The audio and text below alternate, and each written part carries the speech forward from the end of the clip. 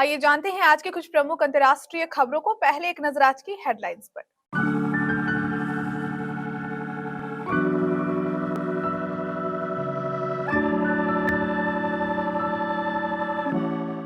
राम के आंगन में झाड़ू लगाकर पीएम मोदी ने कैसे उद्धव का प्लान चौपट किया, जानिए।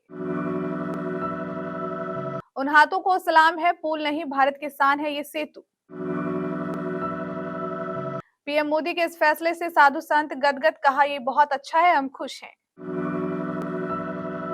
इस आश्रम की तरफ से भेजे जा रहे हैं चांदी के पात्र, पीएम मोदी लगाएंगे रामलला को भोग। बीच में खड़ी चीन की दीवार, मालदीव और भारत को अब भी क्यों है एक दूसरे की जरूरत। पंजाब में फिर रेड अलर्ट, अगले 24 घंटे बुजुर्गों और बच्चों के लिए जानलेवा। चीन ने ताइवान के मतदाताओं को वोटिंग से पहले दी धमकी, अमेरिका को भी हिदायत। भूकंप के बाद जापान के तट ऊपर उठी, समंदर 820 फीट पीछे चला गया।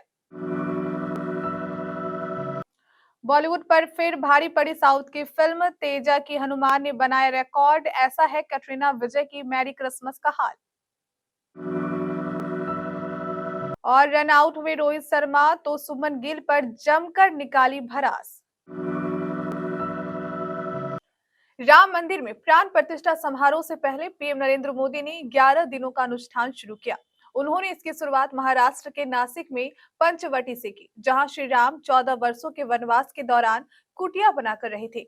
इसके बाद नासिक में पीएम नरेंद्र मोदी ने रोड शो किया, रामकुंड में पूजा अर्चना भी की। उन्होंने नासिक के काला राम मंदिर में जमीन पर बैठकर मजीरा भी बनाया और साफ सफाई की। मान्यता है कि अपने वनवास के दौरान श्री राम, मां जानकी और भाई लक्ष्मण के साथ इस स्थल पर रुके थे। इस मंदिर से भेदभाव खत्म करने और सामाजिक समरसता के लिए आंदोलन भी हुए। 1930 ईस्वी में डॉक्टर बाबा साहेब आम्बेडकर और सामाजिक कार्यकर्ता साने गुरुजी ने मंदिरों में दलितों के प्रवेश के लिए काला राम मंदिर से अभियान की शुरुआत की थी।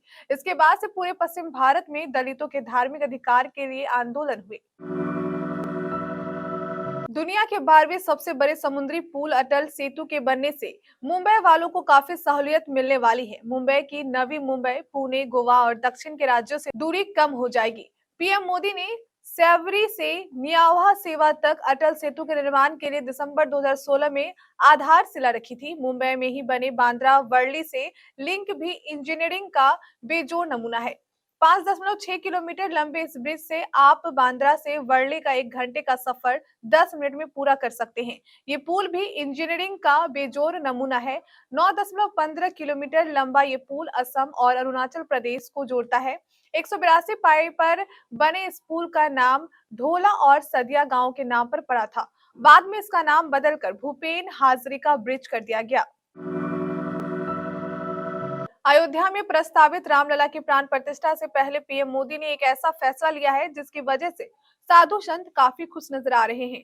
प्रधानमंत्री नरेंद्र मोदी ने 22 जनवरी को अयोध्या में राम मंदिर की प्राण प्रतिष्ठा समारोह से पहले शुक्रवार से 11 दिन का विशेष अनुष्ठान आरंभ किया है।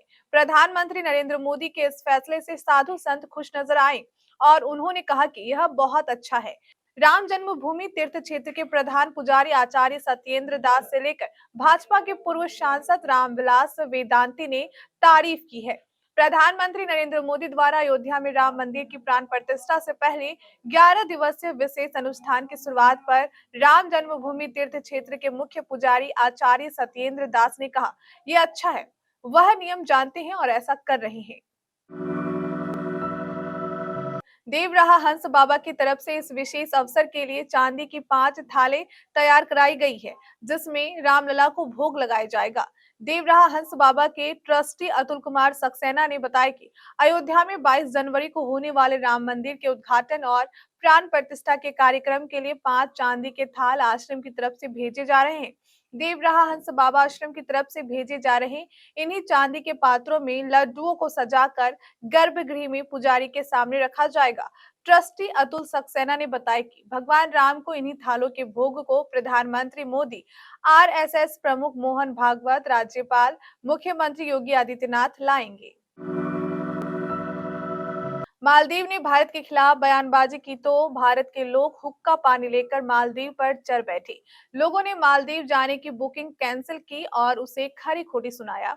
लोगों ने अपने लक्षद्वीप को मालदीव से बेहतर बताया। फिर मालदीव को भी बैकफुट पर आना पड़ा। वहां मंत्रियों का इस्तीफा लेना पड़ा। राष्ट्रपति मुइज्जू के खिलाफ अविश्वास प्रस्ताव तक की नौबत आ गई। लेकिन हकीकत तो यह है कि जिस तरह से भारत के बिना मालदीव का काम नहीं चल सकता है, ठीक उसी तरह से मालदीव की मुखालफत कर भारत को भी बड़ा नुकसान उठाना पड़ सकता है। आखिर मालदीव में ऐसा क्या है कि दोनों ही देशों को एक दूसरे की सख्त जरूरत है। 15 और 16 जनवरी को पंजाब में ऑरेंज अलर्ट जारी किया गया है। इस बारे में चंडीगढ़ मौसम विभाग के वैज्ञानिक डॉक्टर सविंदर ने कहा कि इन 2 दिनों के दौरान अगर जरूरी हो तो घर से ही निकलें और हो सके तो सुबह रात के समय गाड़ी न चलाएं। अगर ऐसा नहीं किया जा सकता है तो लोगों को घने कोहरे के दौरान बेहद सावधानी से गाड़ी चलानी चाहिए।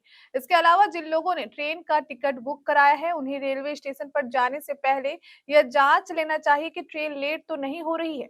डॉक्टर सविंदर ने कहा कि सर्दी के मौसम में गर्म कपड़े पहनने चाहिए तथा बच्चों व बुजुर्गों को घर पर ही रहना चाहिए। डॉक्टर सविंदर ने कहा कि अगले 5 दिनों तक पंजाब और हरियाणा में मौसम शुष्क रहेगा।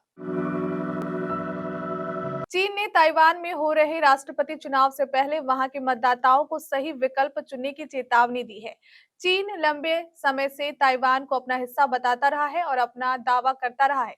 चीन ने कहा कि सत्तारूढ़ पार्टी के उम्मीदवार विलियम लाई की जीत चीन ताइवान के आपसी संबंधों के लिए खतरा पैदा करेगी। दरअसल ताइवान के चुनाव में उम्मीदवारों को लेकर एक अलग होड़ मची हुई है।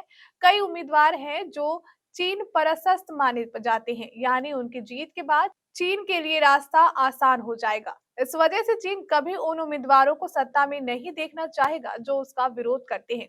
चीन इस इलाके में अमेरिकी प्रभाव से काफी परेशान है। सैटेलाइट तस्वीरों से पता चलता है कि जापान में 1 जनवरी 2024 को आए भयानक भूकंप के बाद उसके तट 800 फीट से ज्यादा खिसक गए हैं। जापान के नोटो प्रायद्वीप में साल के पहले दिन 7.6 तीव्रता का भूकंप आया था। भूकंप के बाद सुनामी के डर से नोटो प्रायद्वीप के लोगों को सुरक्षित स्थानों पर जाने के लिए कहा गया था। इसके बाद वहां की जमीन में अंतर दिखाई दे रहा है। कई द्वीप समंदर में थोड़ा ऊपर उठ गए हैं, जिससे समंदर थोड़ा दूर चला गया है। सैटेलाइट तस्वीरों से पता चलता है कि पहले और अब की स्थिति कितनी बदल चुकी है। तस्वीरों में ही आपको साफ-साफ अंतर पता चल जाएगा। इन तस्वीरों नाहिल बेलगर्ज ने अपने ट्विटर हैंडल पर शेयर किया है।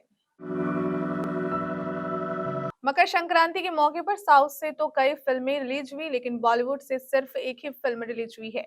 इस बॉलीवुड फिल्म को पहले दिन ऑडियंस से कुछ अच्छा रिस्पांस नहीं मिला है। बॉलीवुड की तरफ से विजय सेतुपति और Katrina Kaif starrer merry Christmas release हुई, जबकि तेलुगु में हनुमान दोनों ही फिल्में 12 जनवरी को रिलीज हुई है। यहाँ हम आपको दोनों ही फिल्मों हनुमान और मैरी क्रिसमस के रिव्यू और पहले दिन के कलेक्शन के बारे में बताने जा रहे हैं। इसके हिसाब से लग रहा है कि साउथ की फिल्म एक बार फिर बॉलीवुड पर भारी पड़ गई। ऐसा लगता है कि साउथ फिल्मों को शाहरुख के अलावा कोई और टक्कर नहीं दे सकता। भारत और अफगानिस्तान के बीच मोहाली में टी20 अंतर्राष्ट्रीय सीरीज का पहला मुकाबला खेला गया, जिसमें भारत ने 6 विकेट से जीत दर्ज की। हालांकि यह मुकाबला पूरी तरह से रोहित शर्मा के बारे में रहा, क्योंकि टीम इंडिया के कप्तान ने 14 महीने बाद क्रिकेट के सबसे छोटे प्रारूप में वापसी की थी। इस साल अमेरिका और वेस्टइंडीज में टी20 विश्व कप से पहले यह भारत की आखिरी अंतर्राष्ट्रीय टी20 सीरीज है और सभी की नजरें इस पर टिकी थी। रोहित शर्मा कैसा प्रदर्शन करते हैं, हालांकि साथ ही सलामी बल्लेबाज सुमन गिल के साथ गफलत के चलते रोहित शर्मा बिना खाता खोले ही पवेलियन वापस लौटे।